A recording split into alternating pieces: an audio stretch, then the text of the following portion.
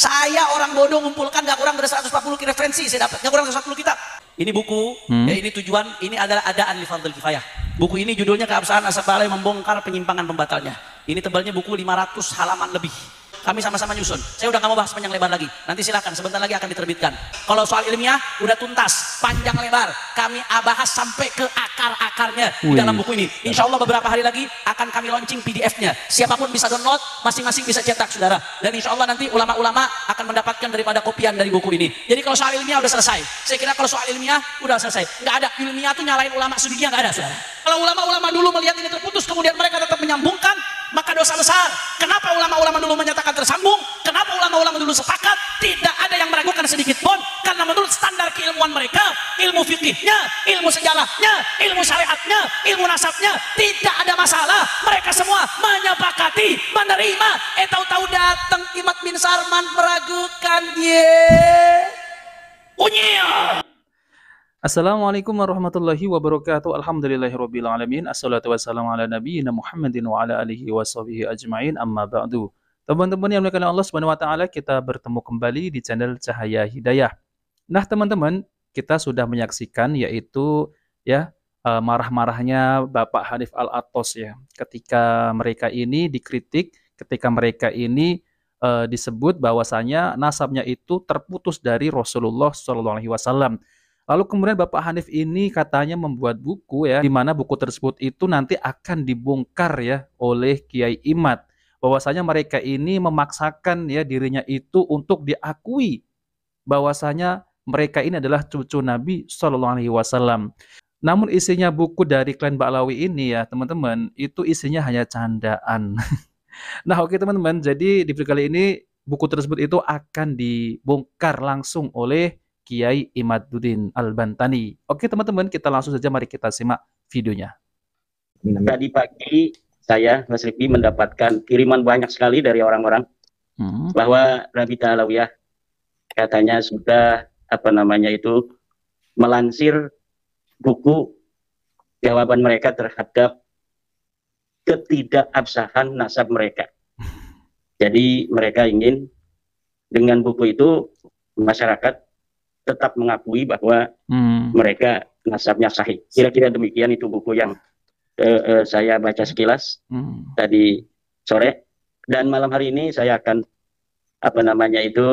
menanggapi dari buku yang telah beredar itu, dikirimkan dengan masif ke berbagai grup-grup WhatsApp. Saya sudah membuat catatan-catatan. Di dalam catatan saya bahwa buku itu memang 500 halaman. Tetapi isinya yang merupakan hal-hal baru yang mereka tampilkan itu hanya sekitar ya 20 sampai 30 halaman lah. Jadi buku 500 halaman itu terbagi menjadi dua bab. Bab pertama tentang tolak ukur keabsahan nasab. Pasal pertama tolak ukur keabsahan nasab dari bab 1 itu sebanyak 7 halaman. Kemudian pasal yang kedua itu tentang isbat para nasabah non Ba'alawi terhadap keabsahan nasab Ba'alawi versi mereka.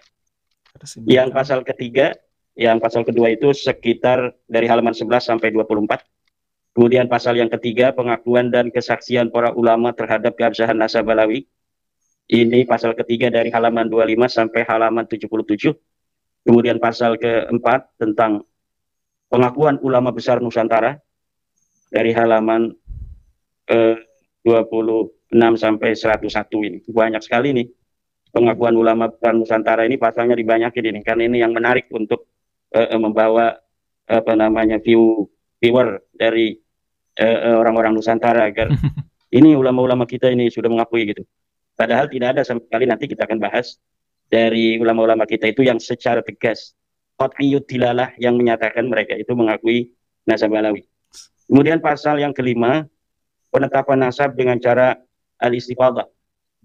Ini dari halaman 111 sampai 121 Mas Rifin. Kemudian pasal ke-6 dari halaman 122 sampai 128 jejak peninggalan pendahulu Ba'alawi di Hadramaut.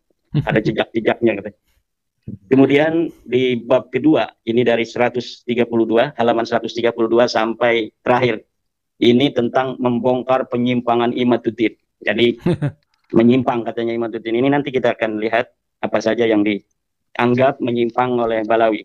Kalau saya dianggap lurus kan mereka rugi kan. Kalau mereka bikin buku kehebatan dan lurusnya logika Imaduddin Usman, wah itu bahaya. Maka penting untuk dibikin sebuah judul penyimpangan Imaduddin Usman. Tetapi masyarakat kita ini kan sudah cerdas. Nah ini malam hari ini kita hanya ingin sedikit apa istilahnya itu mengomentari hal yang penting agar masyarakat yang menginginkan saya menjawab itu bisa melihat garis-garis besar apa sebenarnya yang bisa diperhatikan secara agak serius dari buku 500 halaman yang isinya itu tulisan-tulisan yang nggak penting dari Facebook pun siapa saja orang yang itu membantu mereka dimasukin itu tulisan-tulisan Facebook dan sebagainya.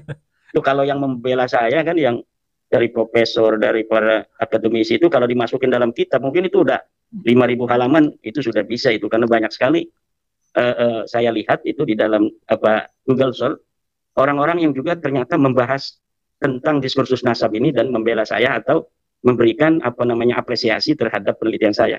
Jadi kalau itu dibukukan seperti bukunya Hanif Alatas etc. ini itu bisa 5.000 halaman itu Mas Rifki ya. Baik, saya awali malam hari ini dengan kalimat seorang ulama. Bismillahirrahmanirrahim. Wa min huquqihi sallallahu alaihi wasallam ayyo an nuhibbahu wa nuhibba ahla baitihi wa an nahfadha nasaba dzurriyyatihi ila yaumil qiyamah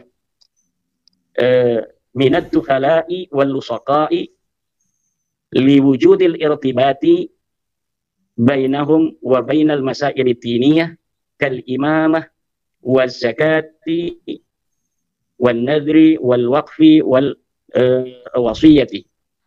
Bahwa sebagian dari hak-haknya Nabi kepada kita adalah kita harus mencintainya dan mencintai ahli baitnya. Iya. Sayyidina Ali, Sayyidatuna Fatimah, Sayyidina Hasan dan Sayyidina Husain. Wa man asarahum fi hayatihim. Kemudian sebagian daripada hak-haknya Nabi besar Muhammad sallallahu alaihi wasallam juga adalah an nahfadha nasaba dzurriyyatihim ila yaumil qiyamah min ad-dukhala'i wal lusaqa, yaitu menjaga nasab-nasab dzurriyyat Nabi dari para penyusup-penyusup dan para pencangkok-pencangkok. Liwujudil irtibati bainahum wa bainal masail diniyah, karena adanya kaitan antara keturunan Nabi dan masalah-masalah agama. Kal imamah, seperti imamah menjadi al-imamul a'zam. Yang kedua adalah wal zakat, seperti zakat, wal nadri dan nadar, wal wasiyati wasiyat, wal waqfi dan wakaf, wal imamil mahdi dan imam mahdi.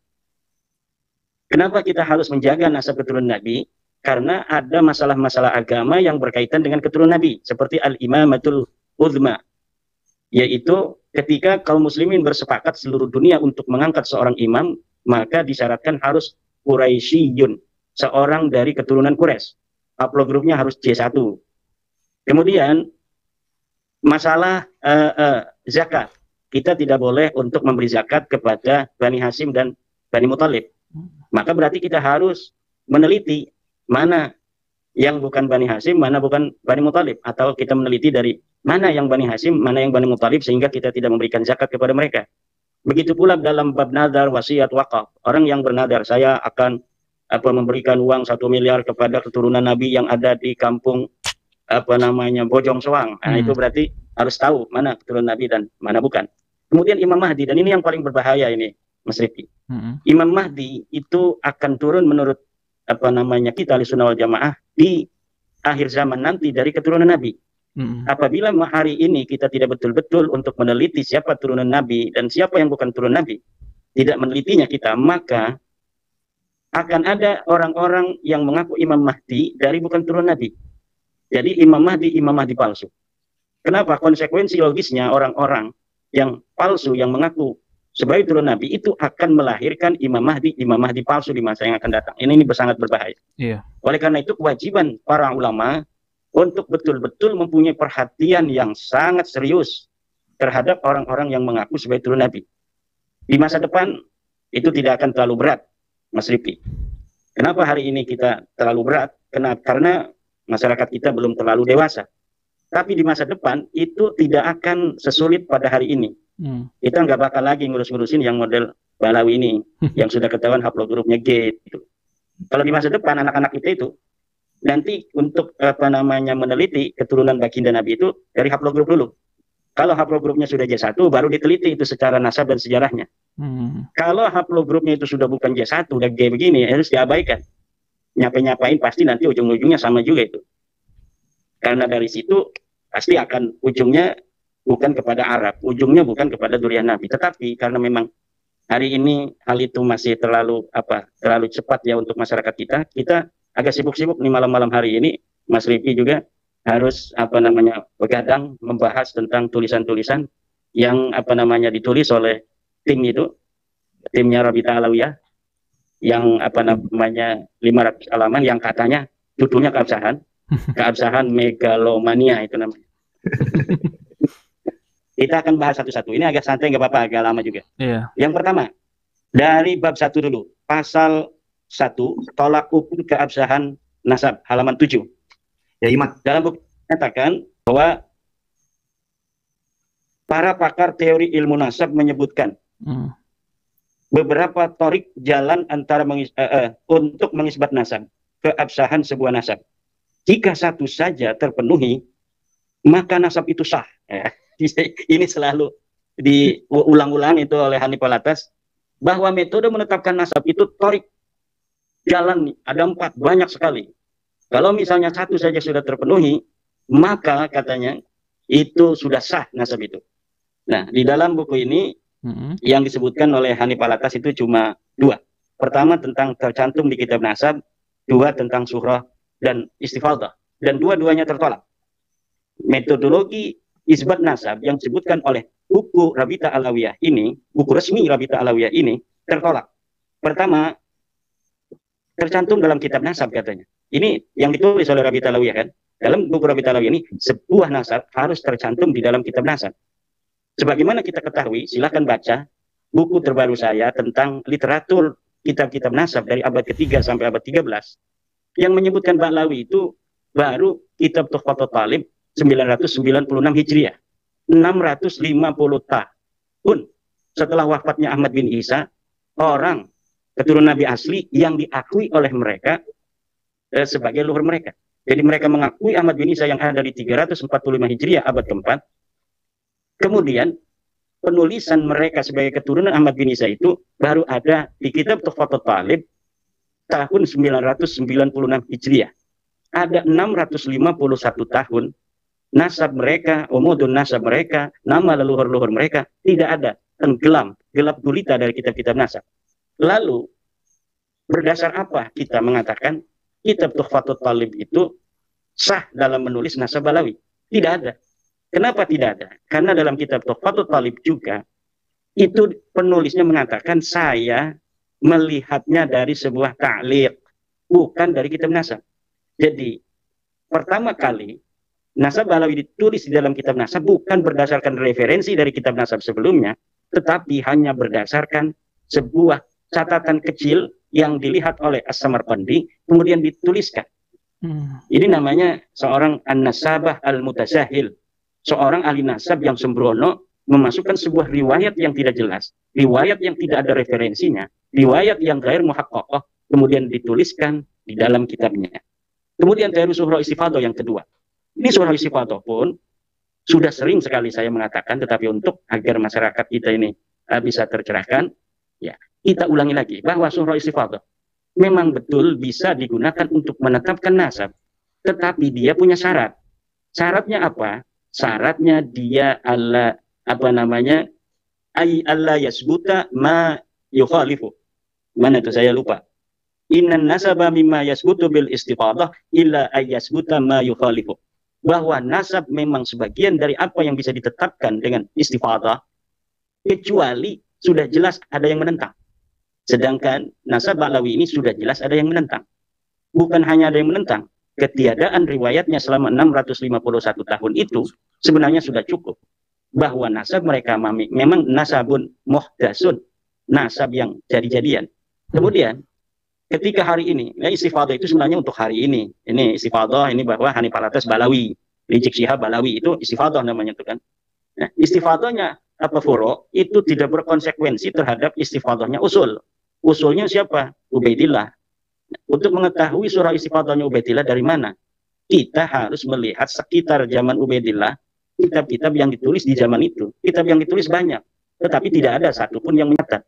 Yang mencatat keturunan Ahmad bin Isa lainnya banyak, dari mulai abad ke-5 sampai abad ke hari ini. Tetapi yang mencatat bahwa Ahmad bin Isa mempunyai anak Ubaid itu baru di abad 10, 651 tahun. Begitu. Itu teori itu teori yang sudah jelas. Di dalam kitab fikih pun itu Ustadz Ma'ruf Qasim, ya Kiai Ma'ruf Qasim, Ustadz Yusuf Romli.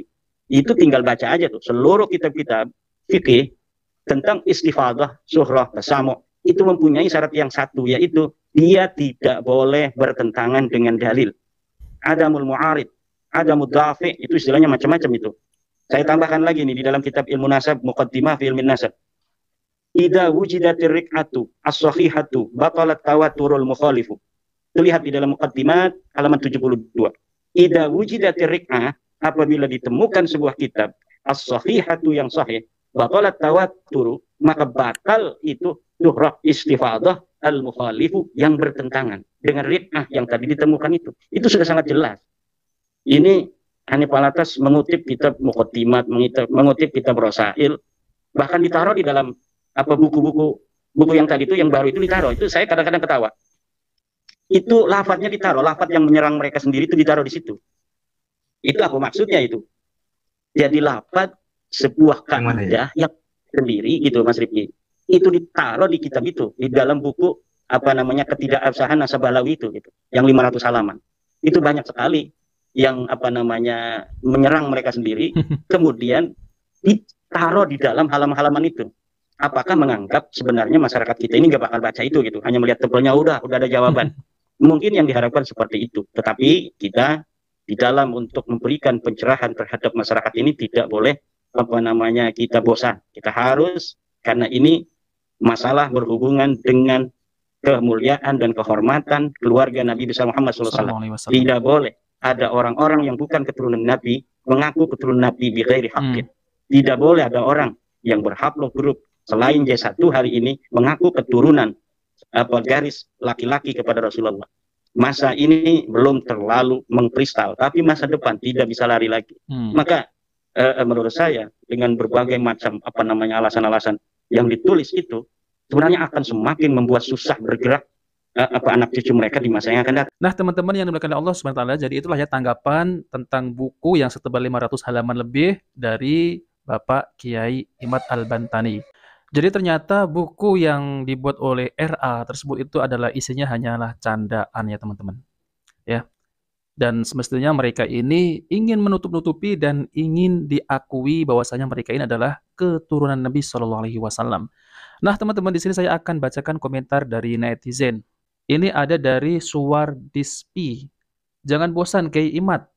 Tetap istiqomah, perjuangkan kebenaran demi masa depan Islam dan masa depan anak cucu Islam bangsa Indonesia, yaitu dari penjajah dan perbudakan spiritual. Lanjut. Nah, lalu kemudian di sini ada Ratu Bagus. Sampai Fir'aun bagaimanapun nasab mustahil tersambung pada baginda Nabi SAW.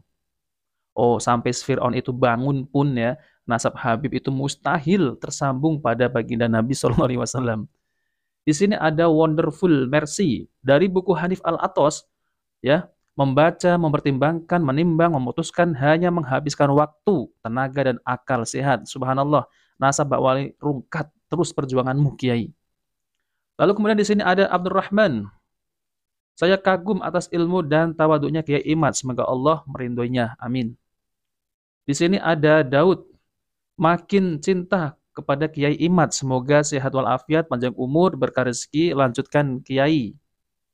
Lalu kemudian di sini ada Mas Ronggo. Mantap penjelasan dari Kiai Imad bin Usman Al-Bantani. Sehat selalu Kiai. Di sini ada Gesitman. Masya Allah, generasi muda Nusantara Kiai Imaduddin Usman sangat cerdas, cemerlang hati dan pikirannya hingga orang-orang awam bisa menerima dengan jelas, terang, dan gamblang. Persoalan nasab di masa kini hingga ulama karismatik Kiai Marzuki Mustamar menyebutnya sebagai mujaddid di abad 21. Semoga ilmunya bermanfaat untuk para alim ulama di abad-abad mendatang. Amin ya rabbal alamin. Lalu kemudian maju terus, pantang mundur demi untuk membela kebenaran. Kiai Imad pahlawan kemanusiaan NU Nusantara. Nah, teman-teman yang dimuliakan Allah SWT, jadi banyak ya, yaitu para netizen ataupun kaum muslimin yang mendukung tesisnya Kiai Imad ini. Ya, kita sudah tahu ya teman-teman ya, itu Habib Alawi ini kalau berceramah ini ngawur sekali. Bahkan yang baru-baru ini ya, dari oknum Habib tersebut itu telah melakukan yaitu pelecehan terhadap istri orang. Na'udzubillah min dzalik. Dan sekarang ini lagi viral beritanya dan nanti akan dibawa ke ranah hukum karena sudah melecehkan yaitu istri orang lain. Na'udzubillah min dzalik. Nah, teman-teman, itu saja yang ingin saya sampaikan. Jika video ini bermanfaat, jangan lupa like dan subscribe di channel Cahaya Hidayah. Wabillahi taufiq wal hidayah. Wassalamualaikum warahmatullahi wabarakatuh.